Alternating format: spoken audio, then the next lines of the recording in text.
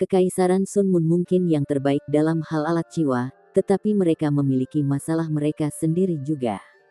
Dalam hal master jiwa, ada perbedaan besar antara mereka dan 3 kerajaan dari benua Douluo asli. Jika bukan karena fakta bahwa mereka telah merekrut sekelompok penguasa jiwa dari Kekaisaran Jiwa Surgawi, mereka mungkin tidak akan mampu membentuk keempat pasukan baru ini. Selain itu, banyak dari guru jiwa 3 cincin itu mengandalkan pengobatan untuk mencapai kultivasi mereka. Itu tidak stabil. Namun, apakah kemampuan mereka stabil atau tidak penting. Yang paling penting adalah apakah mereka bisa menggunakan alat jiwa. Karena itu, Kekaisaran Sunmun telah menggunakan semua sumber dayanya untuk memproduksi alat jiwa, dan berharap untuk segera melengkapi legiun insinyur jiwa yang baru. Dengan pasukan ini dan formasi jiwa mereka akan kuat di mana-mana. Su Tianran mengangguk. Dia tahu betul dalam hatinya, dan dengan cepat berkata, cepat lengkapi 2 pasukan pertama dengan alat jiwa yang baru diproduksi. Mereka harus siap untuk mematuhi perintah apapun. Petik 2. Ya Yang Mulia. Panglima militer mengakui kata-katanya. Su Tianran menoleh ke Ketua Menteri dan berkata, Ketua Menteri, silakan melanjutkan. Ketua Menteri berkata, kita harus dengan cepat memanfaatkan kekuatan kita jika kita ingin menemukan orang-orang itu. Saya sarankan kita mengerahkan pasukan persiapan ke utara untuk melakukan pencarian karpet. Pada saat yang sama, kami akan mengaktifkan para petani untuk mencari di hutan belantara. Siapapun yang dapat memberikan informasi yang memuaskan akan sangat dihargai. Pertama-tama kita dapat menentukan di mana mereka berada sebelum membawanya keluar dalam satu gerakan. Petik 2. Yang Mulia, saya sarankan Anda segera memberi perintah untuk mengirim jatah ke utara. Eastern Sun City dan Oak City telah dijarah, menyebabkan jatah di utara sangat kurang. Kita perlu menambah mereka dengan cepat. Kalau tidak, akan ada kekacauan di antara orang-orang. Petik 2. Su Tianran mengangguk dan berkata, baiklah, kita akan mengikuti saran Ketua Menteri. Melaporkan.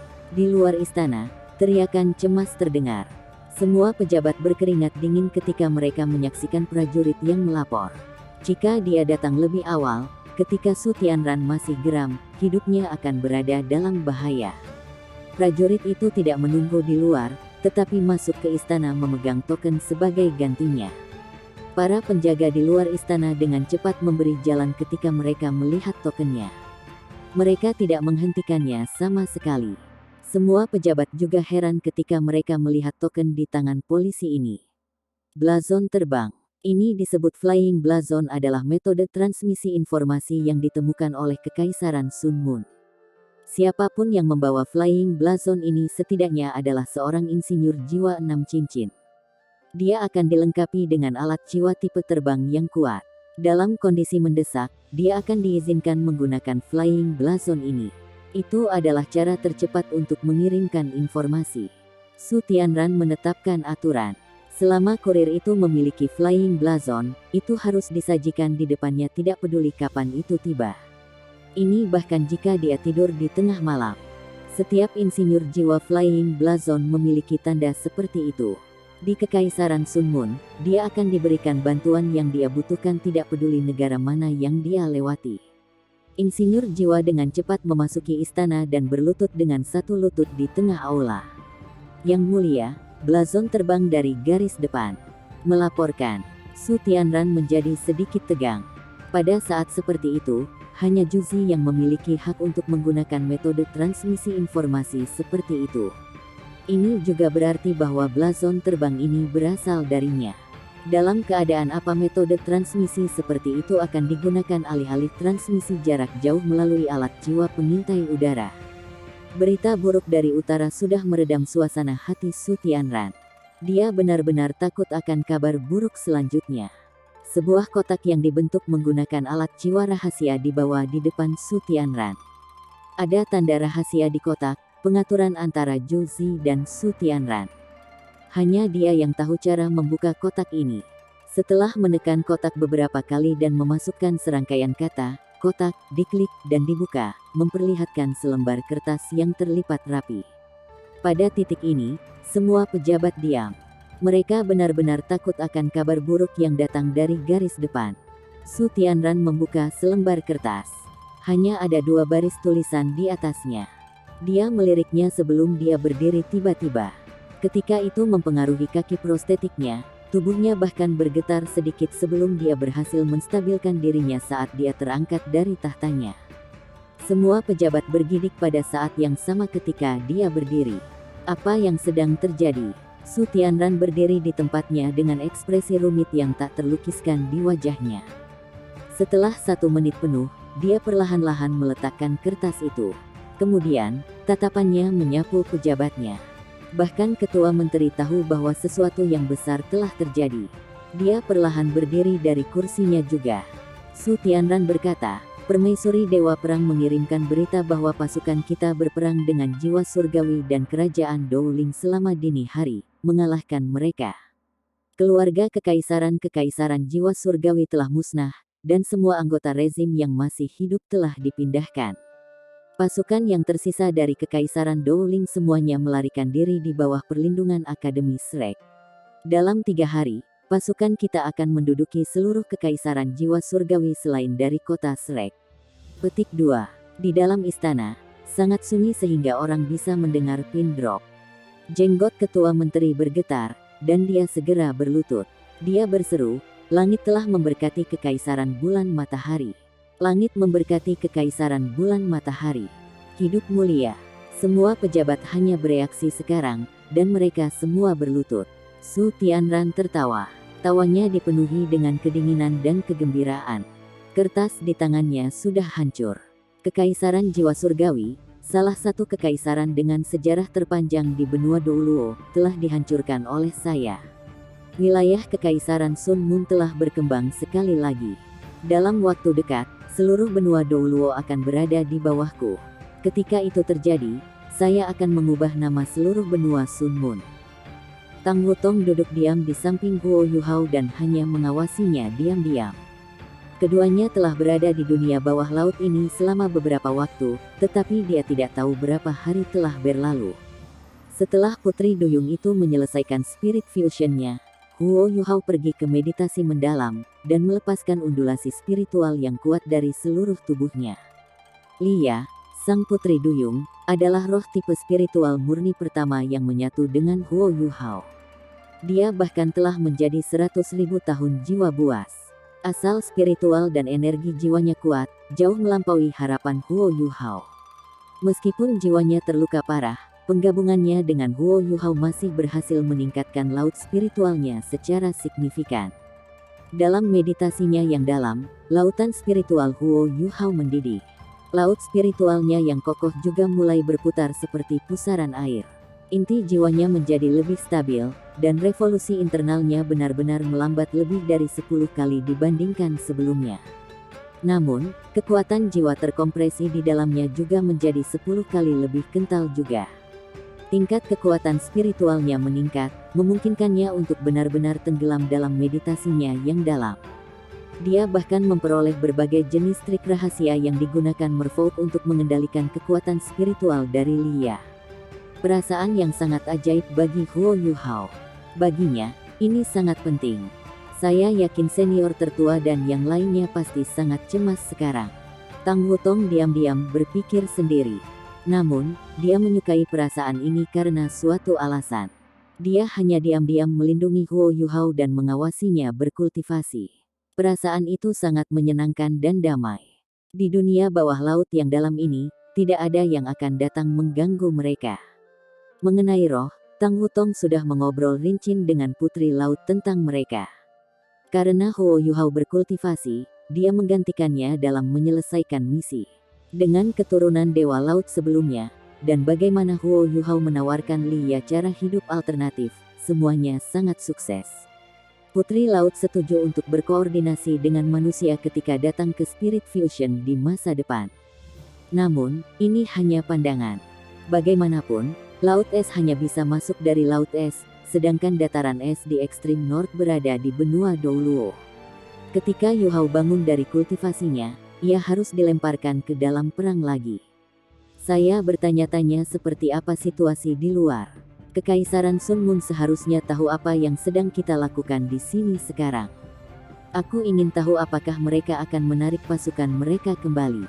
Mungkin tidak. Lagi pula, kita belum melakukan cukup. Kami belum melakukan kontak dengan Demiplan Spektral. Senior yang paling tua dan yang lainnya pasti cemas. Namun, gudang penuh dengan makanan. Ini dapat mendukung 3 legiun insinyur jiwa untuk waktu yang lama. Sedangkan untuk air, Yu Hao secara khusus membangun reservoir ketika mereka awalnya memasuki Demiplan. Pada saat yang sama, ia menggunakan necromancy untuk membersihkannya. BB secara pribadi bertanggung jawab untuk menontonnya. Dia harus mampu mempertahankan setidaknya 3 bulan air bersih. Sama seperti Tang Wutong tenggelam dalam pikirannya, dia tiba-tiba mengerutkan alisnya, dan tanpa sadar berpaling ke Huo Yu Hao. Undulasi spiritual besar yang datang dari tubuhnya tiba-tiba menarik, dan seluruh tubuhnya bergetar.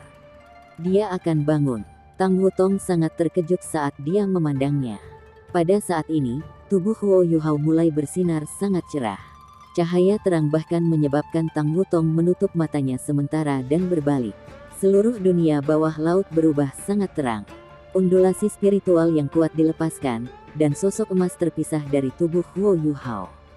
Sosok ini tingginya sekitar 2 meter, dan dia menggairahkan. Pucat dan kelemahan dari sebelumnya benar-benar lenyap. Dia memiliki mata dan rambut biru langit, yang mengalir di belakangnya. Ada mahkota emas di kepalanya. Ketika dia muncul, sepertinya musik yang menawan sedang diputar di laut. Ya, itu Lia. Ketika Putri Laut dan Li Jing merasakan ini, mereka segera bergegas. Ketika mereka bertiga bersatu kembali sekali lagi, mereka semua memeluk dan menangis. Huo Yu Hao juga akhirnya membuka matanya sekarang. Warna matanya tidak berubah, dan dia tidak lagi memancarkan cahaya terang lagi. Namun, Tang Wutong merasakan sesuatu yang tak terlukiskan ketika dia melihat matanya lagi. Sesuatu di matanya telah berubah. Seolah-olah mereka bisa menembus langit dan bumi. Air laut di sekitarnya terpisah dengan sendirinya, dan membuat Tang Wutong akhirnya bisa merasakan tanah. Huo Yu Hao melayang dan datang di depannya, memberinya pelukan. Cintaku, maaf sudah membuatmu khawatir. Tang Wutong sedikit heran ketika dia memandangnya dan bertanya, kamu juga bisa mengendalikan air laut? Huo Yu Hao tersenyum dan menjawab, tentu saja tidak. Tapi Lia bisa. Dia sekarang adalah rohku. Saya dapat mengontrol beberapa kemampuannya. Lihatlah. Saat dia berbicara, Huo Yu Hao mengangkat lengan kanannya. Ada lapisan tipis sisik emas di atasnya. Jelas, itu adalah jenis sisik yang sama dengan yang ada di ekor Lia. Selama ini, Huo Yu Hao sudah memiliki sisa tulang jiwa yang dia butuhkan. Dia bahkan memiliki Dark Golden Terror Claws. Dia hanya kekurangan tulang lengan kanan. Lia memiliki tulang jiwa terakhir yang dia butuhkan. Setelah fusi selesai, ia akhirnya memiliki tulang jiwa untuk setiap bagian tubuhnya. Ini adalah yang terbaik yang bisa dicapai oleh seorang guru jiwa. Karena Huo Yu Hao belum menjadi gelar Douluo, Tang Wutong merasa bahwa kemampuannya sedikit lebih baik daripada miliknya. Namun, bahkan dia tidak bisa melihat melalui dia setelah perpaduan ini, meskipun dia yang paling akrab dengannya. Dia tidak tahu persis seberapa kuat dia. Huo Yu Hao menarik Tang Wutong dan hanya maju ke depan setelah ketiga putri duyung itu terpisah satu sama lain. Kemudian, dia membungkuk kepada Putri Laut. Mata Lia merah. Meskipun dia tidak dipelihara oleh manifold Mysterious Ice Essence seperti spirit Huo Yu Hao lainnya, penting untuk dicatat bahwa Huo Yu Hao telah berhasil membentuk inti jiwa spiritual. Setelah Lia menyatu dengannya, dia mendapat banyak manfaat. Namun, kekuatan spiritualnya yang murni dan besar tidak hanya menyehatkan jiwanya. Itu juga meningkatkannya. Sangat penting untuk tidak melupakan bahwa ada hentakan rasa ilahi dalam jiwa Huo Yu Hao. Meskipun hanya sedikit, itu masih sangat membantu bagi makhluk berjiwa roh tipe spiritual. Lia mengangguk lembut pada Huo Yu Hao dan dia menjadi sedikit malu. Terima kasih, Yu Hao. Anda memberi saya kehidupan baru. Anda membersihkan kebencian saya. Anda adalah dermawan saya. Aku akan mengikutimu selamanya. Petik 2. Setelah mendengarkan kata-katanya, Tang Wutong merasa sedikit canggung. Untungnya, Lia tidak mengadopsi penampilan manusia wanita. Dia berhasil menenangkan diri. Dia jelas tahu seberapa dalam perasaan Huo Yuhao untuknya. Bahkan Wang Qiwer, yang tampak persis seperti dia, tidak bisa memenangkannya. Huo Yuhao mengangguk pada Li Ya dan tersenyum. Yang mulia, takdirlah yang menentukan Anda dapat bertahan hidup. Sang putri laut menghela nafas dan berkata, mulai sekarang, aku akan berada dalam perawatanmu. Saat dia melihat Li Ya sebelum melihat Li Jing, yang baru saja mewarisi garis keturunan Li Ya dan yang ekornya baru saja berubah menjadi keemasan, putri laut menghela nafas panjang. Ini adalah hasil terbaik yang bisa mereka dapatkan, bagian yang beruntung dari kemalangan. Huo Yuhao juga tidak tahu sudah berapa lama dia di sini. Dia dengan cepat bertanya pada putri laut, yang mengejutkannya dengan jawabannya. Apa? Kami sudah di sini selama 10 hari. Setelah mendengar kata-katanya, ekspresi Huo Yuhao segera berubah. Setelah menyelesaikan fusi dengan Li Ya, dia jelas merasakan kekuatan spiritualnya tumbuh hingga batasnya. Selain itu, ia juga yakin bahwa inti jiwa rohaninya telah mencapai tingkat Douluo Transcendent. Dia bahkan ingin menggunakan kesempatan ini untuk membentuk inti jiwa keduanya. Ini karena tidak ada tempat yang lebih aman daripada dunia bawah laut ini. Namun, setelah mendengarkan kata-kata putri lautan, ia segera menghilangkan pikiran itu dari kepalanya. Dia tidak bisa menunda lebih jauh. Hal-hal di luar mungkin jauh lebih kacau setelah 10 hari. Dia tidak tahu seperti apa situasi di garis depan. Dia juga tidak mampu menangani pukulan berulang ke Kekaisaran Sun Moon. Strategi sebelumnya yang ia buat kemungkinan akan sangat terpengaruh. Selain itu, rekan-rekan setimnya juga menunggu dengan cemas di pesawat ruang angkasa. Huo Yuhao tidak bisa diganggu tentang keengganan putri laut untuk meninggalkan putrinya sekarang. Dia dengan cepat mengucapkan selamat tinggal pada mereka. Di bawah pengawalan pribadi putri laut, ia melayang ke permukaan. Tidak peduli seberapa tidak ingin Princess of the Sea, dia harus berpisah dengan putrinya. Setelah pasangan itu saling mengucapkan selamat berpisah, Li Ya menyatu kembali ke tubuh Huo Yuhao. Huo Yuhao dan Tang Wutong melepaskan alat jiwa tipe terbang kelas 9 mereka dan segera mengaktifkannya untuk mencapai kecepatan tertinggi mereka. Mereka terbang menuju Kekaisaran Sun Moon. Tang Wutong meraih tangan Huo Yuhao dengan erat saat dia merasakan betapa tegangnya dia. Karena waktu telah berlalu, tidak ada gunanya merenungkannya. Meskipun 10 hari tidak terlalu singkat, itu juga tidak terlalu lama selama perang. Anda tidak perlu terlalu khawatir. Ketika kami kembali, kami dapat segera memulai operasi kami. Petik 2. Baik, setelah periode penyangga ini, Huo Yuhao akhirnya tenang. Menjadi cemas tidak akan menyelesaikan masalah. Cara terbaik adalah melanjutkan operasinya. Perjalanan kembali jauh lebih lancar daripada datang ke Laut Es. Seluruh dunia akuatik memperlakukan Huo Yuhao sebagai sahabat manusia mereka karena fusi dengan Li Ya. Huo Yuhao dan Tang Wutong hanya membutuhkan waktu 1 jam sebelum mereka kembali ke pantai saat mereka menghabiskan kekuatan jiwa mereka tanpa berpikir lebih jauh. Huo Yuhao mengungkapkan ekspresi misterius di wajahnya bahkan sebelum dia menginjak daratan. Dia segera menggumamkan beberapa mantra sebelum membuka pintu spektral. 10 hari juga telah berlalu dalam spektral demiplane. Bei Bei, Su Sanxi dan Jiang Nanan masih sangat stabil secara emosional. Namun, mereka masih sedikit cemas, mengingat sudah lama berlalu. Mengapa Huo Yuhao masih belum kembali atau menghubungi siapapun? Pasti ada sesuatu yang terjadi padanya. Jangan bilang bahwa dia menghadapi bahaya di Laut Es. Terlebih lagi, mereka tidak bisa meninggalkan orang jahat tanpa dia. Yang bisa mereka lakukan hanyalah menunggu. Jika sesuatu benar-benar terjadi padanya, kemungkinan besar mereka akan terperangkap di sini seumur hidup, atau setidaknya sampai persediaan makanan dan air habis. Sama seperti semua orang menjadi lebih dan lebih cemas, pintu spektral akhirnya terbuka, sangat melegakan mereka. Huo Yuhao dan Tang Wutong akhirnya kembali. Yuhao, dari mana saja kamu? Mengapa kamu kembali hanya sekarang? Bentak Jiang Nanan saat dia melihat Huo Yuhao. Akan sangat bagus bahkan jika dia hanya mengirim surat. Selama 10 hari terakhir, mereka merasa sangat tersiksa. Mereka masih harus melatih anggota 3 Legiun Insinyur Jiwa. Huo Yuhao segera mengadakan pertemuan dan menceritakan semua yang dia alami di Laut Es. Setelah mendengar kata-katanya, semua orang berhenti menyalahkannya. Mereka hanya memiliki rasa takut yang tersisa di hati mereka. Huo Yuhao juga merasakan hal yang sama. Senior tertua, sebelum aku melakukan misi apapun di masa depan, aku harus melepaskan kalian semua dari orang jahat ini. Kalau tidak, jika saya... Baiklah, keluar dari pembicaraan menyedihkan ini. Sekarang bukan waktunya untuk membicarakan hal itu. Apa yang harus kita lakukan selanjutnya? Apakah Anda punya ide? Bei Bei berkata. Huo Yuhao mengangguk dan membuka peta. Dia berkata, saya telah ditunda di Laut Es selama 10 hari. Ini hal yang baik dan buruk. Karena penyangga 10 hari ini, Kekaisaran Sun Moon pasti akan secara tidak sadar berpikir bahwa kita melewati perbatasan mereka dengan cara yang sama seperti ketika kita muncul di selatan. Hanya saja kita menggunakan beberapa jenis metode untuk menghindari alat jiwa pengintai udara mereka. Kita harus cepat, dan memberi mereka pukulan lebih berat. Petik 2. Su Tianran adalah anti pahlawan.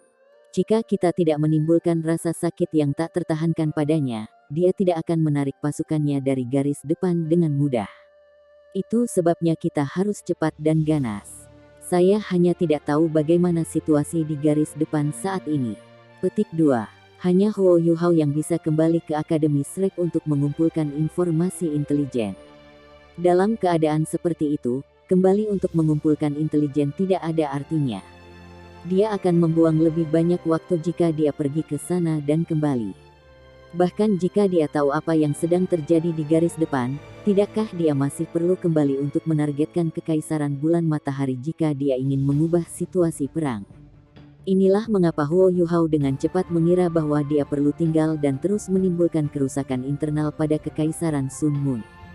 Dengan cara itu, mereka akan dipaksa untuk menarik pasukan mereka kembali. Ini adalah strategi nyata. Setelah komunikasi sederhana dari rencana tersebut kepada yang lain, Huo Yuhao dan Tang Wutong meninggalkan Demiplan lagi setelah pertemuan berakhir. Faktanya, 3 legiun insinyur jiwa di Demiplan harus dibiarkan keluar sebentar. Namun, waktunya sangat ketat. Ada sedikit waktu bagi mereka untuk melakukannya. Hanya berita tentang kembalinya Huo Yuhao yang disampaikan kepada mereka, dan mereka diizinkan menonton ketika Huo Yuhao pergi lagi. Pada saat yang sama, mereka diberitahu bahwa pertarungan berikutnya akan pecah lagi. Setelah mendengar bahwa perkelahian akan segera terjadi, anggota dari 3 legiun insinyur jiwa semua menggosok telapak tangan mereka dalam kegembiraan. Semangat mereka meningkat sekali lagi, yang membuat Huo Yuhao kaget. Apa Huo Yuhao tidak tahu adalah bahwa Bei Bei telah menetapkan sistem jasa saat dia pergi. Poin utama dari sistem ini adalah untuk menghargai mereka yang berkontribusi secara signifikan. Sumber daya, permata, dan koin jiwa emas yang mereka peroleh sebelumnya sebagian besar diberikan oleh Bei Bei. Bei Bei mengatakan kepada setiap insinyur jiwa di 3 legiun insinyur jiwa bahwa mereka akan mendapat hadiah besar begitu mereka meraih kemenangan dalam pertarungan apapun. Mereka dapat memilih dari koin jiwa emas, alat jiwa, dan sumber daya lainnya. Adapun berapa banyak mereka dihargai, itu tergantung pada jasa yang mereka kumpulkan. Setelah mengatur sistem ini, ia langsung membagikan hadiah. Selama 10 hari terakhir, semangat kerja tidak jatuh karena kehadiran hadiah ini. Selain itu, dengan berita bahwa mereka akan bertarung, bagaimana mungkin para insinyur jiwa ini tidak bersemangat, mengingat potensi manfaat yang bisa mereka petik. Insinyur jiwa ini semuanya cerdas. Banyak dari mereka memilih untuk tidak mengambil koin jiwa emas. Hampir semua dari mereka menginginkan alat jiwa. Dari sesi penjarahan sebelumnya mereka telah berpartisipasi. Insinyur jiwa mana yang tidak berhasil melengkapi dirinya dengan lebih banyak alat jiwa. Semakin kuat seorang insinyur jiwa, semakin banyak keuntungan yang akan dia miliki. Ini karena alat jiwa yang lebih maju hanya bisa digunakan oleh insinyur jiwa yang lebih kuat. Legiun Insinyur Benteng Jiwa Huo Yuhao menuai penghargaan terbesar. Fort Soul Engineer Legion mewarisi semua alat jiwa berat yang telah mereka rampas dalam pertarungan sebelumnya. 2 legiun insinyur jiwa lainnya tidak menggunakan alat-alat jiwa yang berat ini. Karena ini adalah kasusnya, Legiun Insinyur Benteng Jiwa tidak berdiri pada upacara, dan mengambil kendali dari semua alat jiwa yang berat. Lagi pula, Suge Divine Crossbow Cannons tidak bisa bergerak dengan sangat cepat. Apa kerugiannya memiliki lebih banyak senjata berat? Akibatnya, kekuatan Fort Soul Engineer Legion tumbuh paling besar. Hanya saja hasilnya menjadi semakin tidak fleksibel. Setelah meninggalkan pesawat ruang angkasa, Huo Yuhao dan Tang Wutong berpegangan tangan saat mereka naik ke langit. Mereka melanjutkan menuju selatan Kekaisaran Sun Moon. Saat mereka terbang di udara, Huo Yuhao juga melepaskan deteksi spiritualnya. Ukuran keseluruhan laut spiritualnya telah bertambah sepertiga. Inti jiwanya dan kekuatan spiritualnya juga telah berubah secara dramatis. Manfaat paling langsung yang ia dapatkan adalah jangkauan efektif deteksi spiritualnya telah mencapai diameter lebih dari 20.000 meter, 2 kali lipat dari sebelumnya. Jumlah ini bahkan melampaui jangkauan efektif alat jiwa pengintai udara tercanggih yang dapat diproduksi oleh Kekaisaran Sun Moon. Hanya keterampilan ini dapat dianggap sebagai keterampilan ilahi mutlak dalam perang. Segera, Huo Yuhao menemukan banyak prajurit dari Kekaisaran Sun Moon di hutan belantara. Mereka berserakan, dan sepertinya mencari sesuatu. Sementara hal-hal yang suram di Eastern Sun City, kota itu tidak terlalu kacau. Namun, tidak ada Legiun Insinyur Jiwa hadir di sana. Sepertinya Kekaisaran Sun Moon telah merespon dengan cukup cepat. Jatah seharusnya dikirim untuk memasok kembali Eastern Sun City. Kalau tidak, segalanya tidak akan stabil. Huo Yuhao tidak akan menyerang Eastern Sun City pada saat ini. Manfaat yang bisa dipetik dari itu sangat kecil. Selanjutnya, itu hanya akan berfungsi untuk mengekspos jejaknya. Dia melepaskan imitasi, yang menyembunyikan dirinya dan Tang Wutong di udara. Di bawah pengaruh kekuatan spiritual Huo Yuhao yang sangat besar, bahkan detektor osilasi tidak dapat mendeteksi kehadirannya sekarang, apalagi alat jiwa pengawasan udara. Adapun detektor kekuatan spiritual, mereka paling banyak bisa menutupi ukuran sebuah kamp militer. Huo Yuhao telah membuat dirinya benar-benar tidak terlihat oleh Kekaisaran Sun Moon. Mereka terbang dengan cepat di udara. Huo Yuhao tidak beristirahat sama sekali saat ia terbang dengan Tang Wutong. Mereka terbang selama 4 jam sebelum melambat dan kembali ke tanah untuk beristirahat. Huo Yuhao membuka peta dan melakukan pemeriksaan sederhana di mana mereka berada. Melalui perubahan suhu udara, Huo Yuhao sepenuhnya yakin bahwa mereka berada di selatan Kekaisaran Sun Moon. Huo Yuhao merasakan udara yang lemcapter dan kesal ketika dia berkomentar, "Saya masih lebih suka udara dingin di utara. Di sana, kekuatan bertarungku lebih tinggi setidaknya 30%. Petik 2. Tang Wutong menutup mulutnya dan tertawa. Bukankah perjalananmu ke Laut Es mengajarimu cukup pelajaran? Huo Yuhao mengangguk dalam dan menjawab, tentu saja. Perjalanan ini telah mengajari saya untuk tidak berlari dan bertarung di tempat orang lain. Aku bahkan tidak akan mendapat kesempatan. Meskipun Princess of the Sea sangat kuat, kita mungkin masih memiliki kesempatan untuk melarikan diri meskipun kita tidak bisa mengalahkannya di darat atau di tempat yang lebih adil. Namun, di kedalaman laut, kami benar-benar terjebak, dan tidak punya tempat untuk lari." Petik 2. Tang Wutong bertanya, "Apakah Anda memilih target?" Huo Yuhao mengangguk dan menunjuk ke peta. Kota Seajoy. Seringai muncul di bibir Huo Yuhao. Ini bukan pertama kalinya dia mengunjungi tempat ini. Ketika ia dan yang lainnya dari Tang Sekte menyelinap ke Kekaisaran Sun Moon dengan air untuk menyelamatkan para talenta muda yang berpartisipasi dalam turnamen duel jiwa guru jiwa canggih benua, mereka melewati kota ini. Mereka bahkan menyewa perahu di sana. Huo Yuhao memilih untuk menyerang kota ini karena 2 alasan. Pertama, itu adalah pelabuhan penting di selatan Kekaisaran Sun Moon. Kedua, itu adalah cara untuk membingungkan Kekaisaran Sun Moon. Setidaknya, mereka mungkin disesatkan bahwa musuh dapat mencoba untuk menyerang mereka dari laut. Setelah setengah hari, Huo Yuhao dan Tang Wutong muncul di kota Seajoy. Huo Yuhao kembali keluar kota setelah membuat 1 putaran di sekitarnya.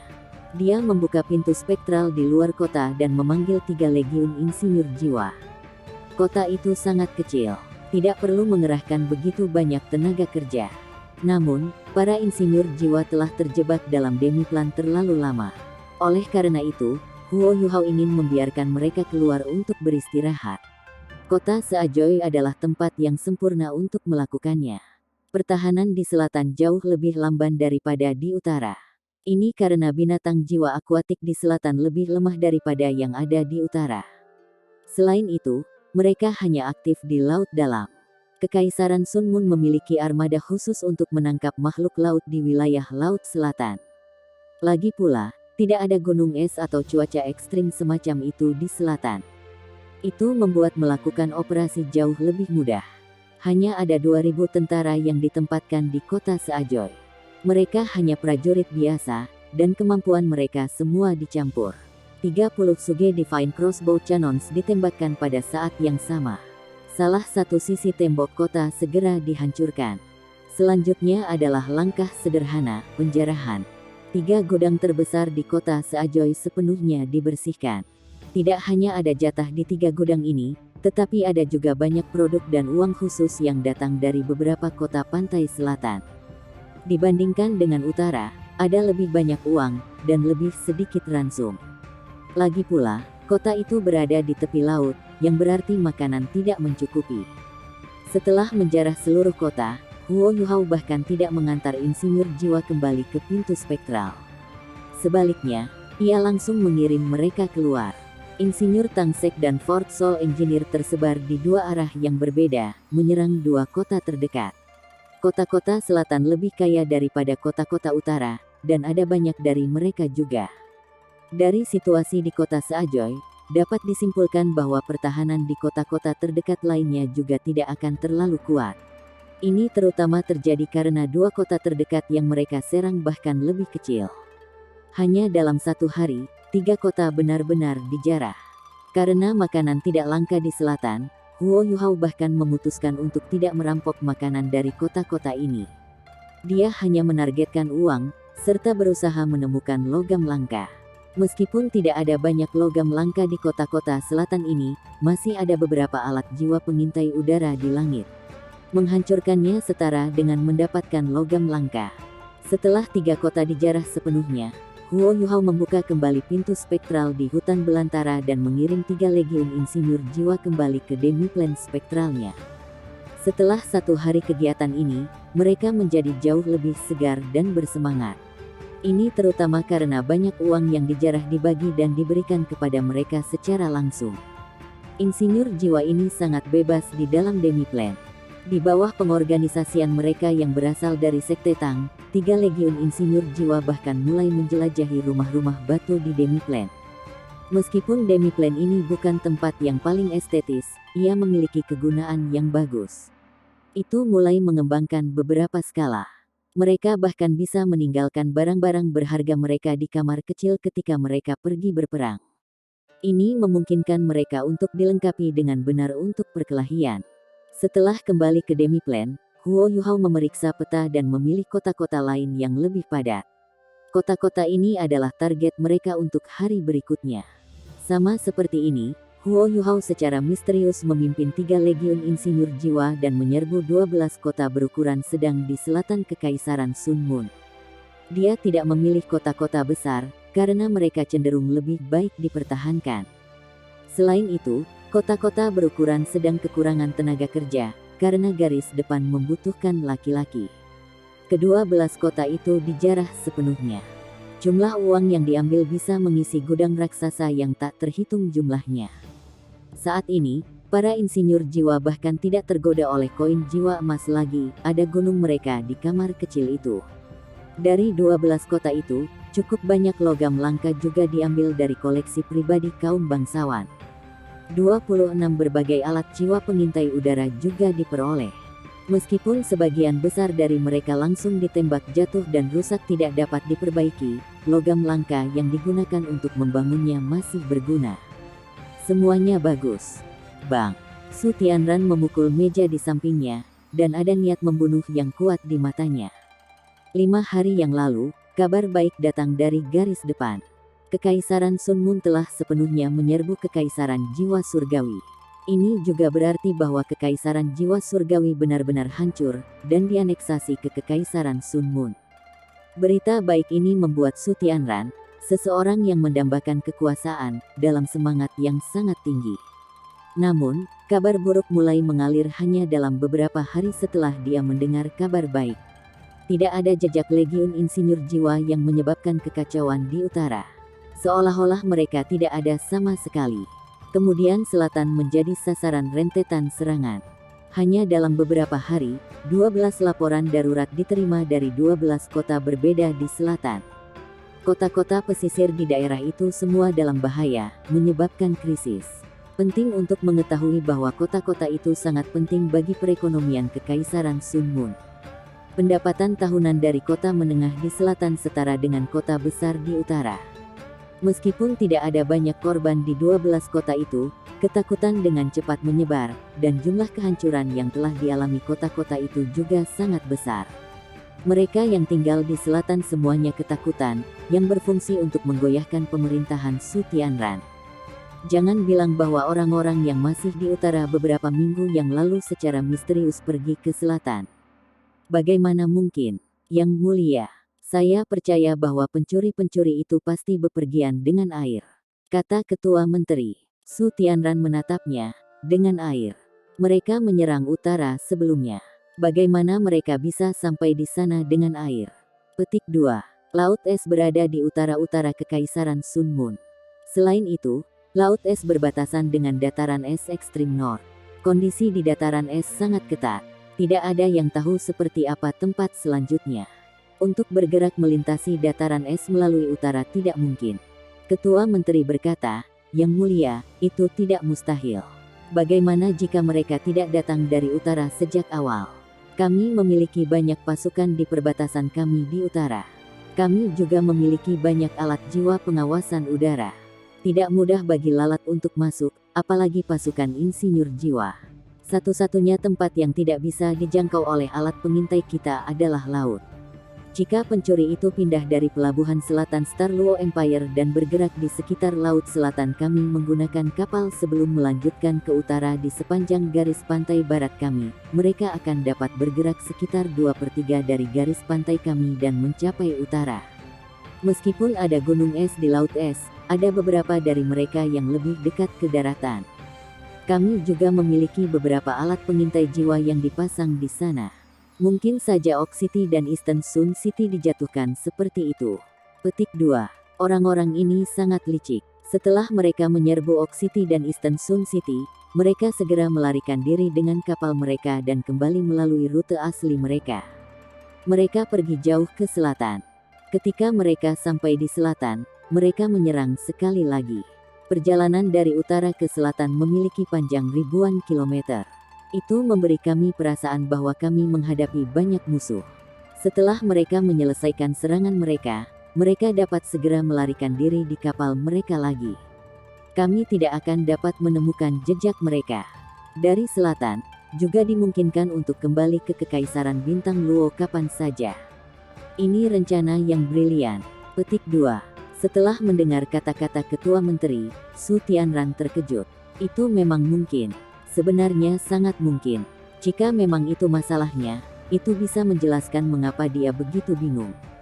Tapi mengapa mereka tidak menyerang kota-kota barat kita? Su Tianran agak bingung. Ketua Menteri menjawab, alasan mengapa mereka tidak menyerang kota-kota barat kita adalah terutama karena mereka terlalu jauh dari Kekaisaran Bintang Luo. Radiant City juga cukup dekat dengan barat. Setelah kami menemukan situasi real time dan mengirim pasukan insinyur jiwa yang kuat untuk menghadapinya, mereka akan terungkap. Selain itu, jauh lebih mudah bagi kita untuk menebak apa tujuan mereka jika mereka bergerak dari utara ke barat. Jika mereka langsung kembali ke selatan, mereka bisa menyerang dan bertahan. Ini lebih menguntungkan bagi mereka. Petik 2. Su Tianran memicingkan matanya. Ketua Menteri, menurutmu apa yang harus kita lakukan? Ekspresi dingin melintas di wajah Ketua Menteri dan dia berkata, Yang mulia, kita harus tegas. Pencuri ini sangat licik. Komandan mereka harus sangat cerdas. Garis pantai kami sangat luas. Di kedalaman laut, hampir tidak mungkin menemukan jejak mereka. Karena mereka dapat bergerak dari utara ke selatan hanya dalam waktu lebih dari 10 hari, kemungkinan mereka telah menghitung keberadaan gunung es di laut es. Dengan demikian, kapal mereka harus dilindungi dan digerakkan oleh alat jiwa. Kemungkinan ada formasi jiwa di kapal mereka. Karena mereka tidak dapat menantang kita secara langsung, mereka mengambil jalan tidak langsung. Musuh seperti itu seperti parasit. Kita harus menyingkirkan mereka dengan cepat. Kalau tidak, mereka akan menyebabkan lebih banyak kehancuran dan mengguncang fondasi ekonomi kita. Su Tianran menyipitkan mata dan berkata, maksudmu? Ketua Menteri mengangguk. Yang mulia, kita harus tegas. Tidak peduli seberapa kuat pencuri ini, mereka tidak akan mampu menantang Sun Moon Imperial Soul Engineer Legion kami. Mereka telah aktif di kota-kota pesisir selatan saat ini, sehingga kemungkinan besar mereka masih ada di sana. Kami dapat mengirim lebih banyak alat pengintai jiwa dari udara untuk menonton area itu, dan juga dengan diam-diam mengirimkan Legiun Insinyur Sun Imperial Moon. Pada saat yang sama, kami dapat mengirim beberapa anggota aula ibadah untuk mengikuti mereka. Setelah kami menemukan lokasi persisnya, kami akan menghancurkannya secepat mungkin. Kami kemudian bisa mendapatkan kembali segala yang kami miliki dan menstabilkan selatan. Petik 2. Setelah berhenti sejenak, dia menambahkan, permaisuri membuat banyak kemajuan di garis depan sekarang. Kita harus menstabilkan hal-hal di belakang dan memberinya dukungan yang tepat. Petik 2. Su Tianran ragu-ragu sejenak, lalu berkata, baiklah, kami akan mengikutimu. Dia kaitu melihat semua alat jiwa yang menumpuk seperti gunung, dan tidak bisa berhenti menyeringai. Meskipun hanya beberapa dari mereka masih dapat digunakan, logam langka yang dapat diperoleh dari alat jiwa ini sudah dianggap sangat berharga. Yu Hao, aku sedikit menyesal. Sebelum kami berangkat, kami seharusnya membawa jalur produksi kami dari Soul Tool Hall bersama kami. Ketika semua orang bosan dan tidak memiliki apa-apa untuk dilakukan, mereka dapat memproduksi alat jiwa dalam Demiplan. Dengan cara ini, bukankah itu akan lebih efektif? Petik 2. Su Sanshi terkekeh di satu sisi. Kaitu, ini bukan ide yang buruk. Itu saran yang konstruktif. Beberapa hari terakhir ini bagus. Saya ingin tahu apa yang sedang dirasakan Su Tianran saat ini. Kami telah menyebabkan banyak masalah di selatan. Yu Hao, kemana kita akan pergi selanjutnya? Petik 2. Setelah menyerang 12 kota, 3 legiun insinyur jiwa Shrek tidak terluka. Ini sangat meningkatkan kepercayaan diri mereka. Pertahanan Kekaisaran Sun Moon terlalu lemah. Tidak ada satupun dari 3 legiun insinyur jiwa yang terluka sejauh ini, dan mereka tidak menderita kerugian yang berarti. Kerusakan yang mereka sebabkan pada Kekaisaran Sun Moon tidak bisa diukur dengan uang saja. Beberapa kota terakhir di antara 12 yang dihancurkan, bahkan semua tembok kotanya dihancurkan sebelum 3 legiun insinyur jiwa mundur. Alat jiwa yang digunakan oleh Legiun Insinyur Jiwa didukung oleh kekuatan jiwa dari Insinyur Jiwa. Mereka dengan cepat memulihkan kekuatan jiwanya setelah mereka kembali ke Demiplan. Huo Yuhao berkata, kami telah menyerang selama 5 hari berturut-turut. Radiant City seharusnya menerima berita.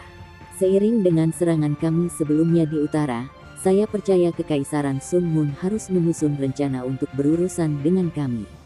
Namun, kami belum mengguncang fondasinya.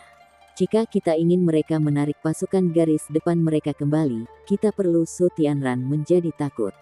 Itu sebabnya kita perlu melanjutkan misi kita.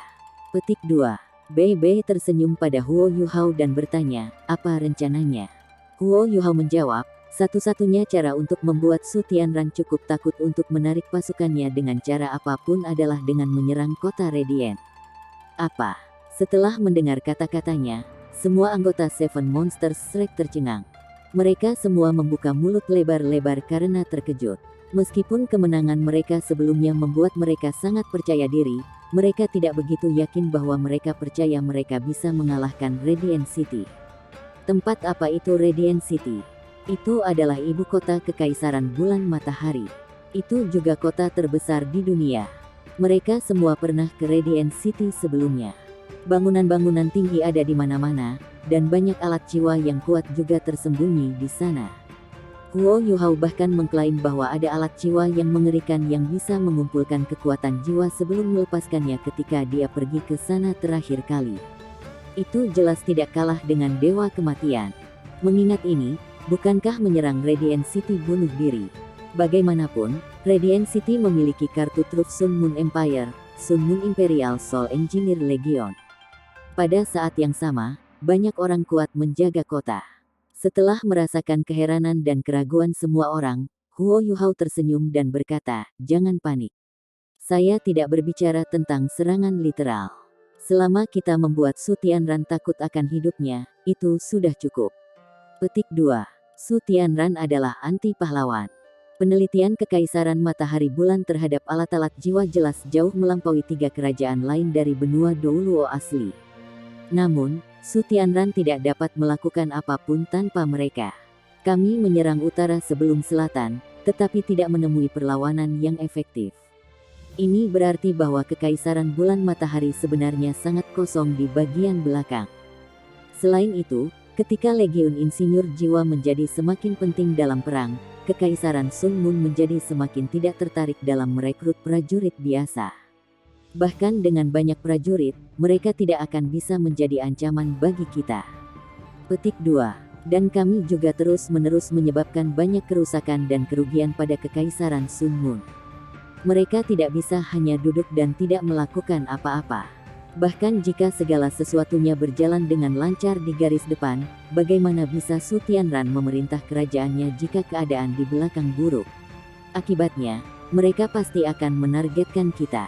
Untuk menghancurkan Legiun Insinyur Jiwa kita, Kekaisaran Sun Moon hanya bisa menggunakan untuk mengirim pasukan tempur terkuat mereka, Sun Moon Imperial Soul Engineer Legion. Petik 2. Sementara Sun Moon Imperial Soul Engineer Legion memegang posisi penting di Sun Moon Empire dan tidak dapat digunakan dengan mudah, mereka masih dapat dipindahkan pada saat-saat kritis. Meskipun saya tidak tahu berapa banyak Legiun Insinyur Jiwa yang ada di Kekaisaran, saya khawatir hanya Legiun Insinyur Jiwa elit ini yang benar-benar dapat mengalahkan kita. Inilah sebabnya mengapa kita harus menunggu kesempatan, dan menunggu Legiun Insinyur Jiwa Sun Moon Imperial keluar. Ketika itu terjadi, Radiant City akan kosong. Bahkan jika ada formasi jiwa di sana, Wutong dan aku masih bisa menyelinap masuk dan melakukan penyergapan. Kita tidak perlu benar-benar menyerang Radiant City. Selama kita meninggalkan beberapa bekas luka di istana Su Tianran, aku yakin dia tidak akan merasa senang. Petik 2. Setelah mendengar analisis Huo Yuhao, semua orang saling memandang, dan ada banyak emosi di wajah mereka. Su Sanshi bertanya, "Yuhao, apakah kamu sudah memikirkan hal ini sejak lama?" Huo Yuhao tertawa kecil dan menjawab, "Tidak juga. Saya hanya membuat beberapa penemuan selama periode waktu ini, yang mengarah pada pengembangan gagasan semacam itu." Petik 2. Bei Bei bertanya, "Yuhao, kalau itu masalahnya, aku sarankan kita lebih banyak mengekspos diri. Bagaimana kita bisa memancing mereka tanpa meninggalkan jejak diri kita sendiri?" Petik 2. Huo Yuhao berkata, "Itulah yang saya pikirkan juga." Bei Bei tersenyum dan berkata, "Karena itu masalahnya, mari kita terus menjalankan kerusuhan di selatan. Kota-kota pantai selatan adalah yang terjauh dari Radiant City. Selanjutnya, misi kami akan diselesaikan oleh Legiun Insinyur Jiwa Tang Sekte." Petik 2. Huo Yuhao juga menatapnya dan tersenyum. Yang lain juga tersenyum licik. Rencana Huo Yuhao adalah untuk menyerang musuh di tempat yang perlu dipertahankan. Jika Kekaisaran Sun Moon mengirim pasukan insinyur jiwa lainnya, mereka hanya akan menderita kekalahan. Setelah Sun Moon Imperial Soul Engineer Legion tiba, peluang mereka akan tiba juga. Kota Lautan Surgawi. Itu adalah pelabuhan penting di selatan Kekaisaran Sun Moon. Ada sebidang tanah di tenggara Kekaisaran Sun Moon yang membentang sampai ke laut. Itu adalah pelabuhan alami. Kota Lautan Surgawi dibangun di atas sebidang tanah ini. Itu juga merupakan pelatihan penting dan tempat mengumpulkan galangan kapal terbesar di Kekaisaran Sun Moon juga ada di Heavenly Sea City. Sejak perang dimulai, angkatan laut yang ditempatkan di kota Laut Surgawi dikirim untuk menyegel daerah sekitarnya di sekitar Kekaisaran Bintang Luo. Namun, Heavenly Sea City tetap menjadi kota yang paling defensif di selatan Kekaisaran Sun Moon. 10.000 tentara dan formasi jiwa skala besar juga dikerahkan di sini. Di sini juga ada 7 kapal perang berukuran sedang. Penempatan seperti itu bukan karena kerajaan Starluo. Sebaliknya, itu digunakan untuk bertahan melawan binatang jiwa akuatik seperti Oak City dan Eastern Sun City. Ada banyak binatang jiwa akuatik, tetapi sangat sedikit dari mereka yang benar-benar kuat. Yang benar-benar kuat sebagian besar berada di perairan yang lebih dalam. Mereka jarang datang ke bagian yang dangkal. Namun, meski begitu, tidak ada salahnya untuk waspada. Ini karena ada terlalu banyak binatang jiwa akuatik. Setelah gelombang binatang mulai, kemungkinan akan menyebabkan kerugian besar ke pelabuhan.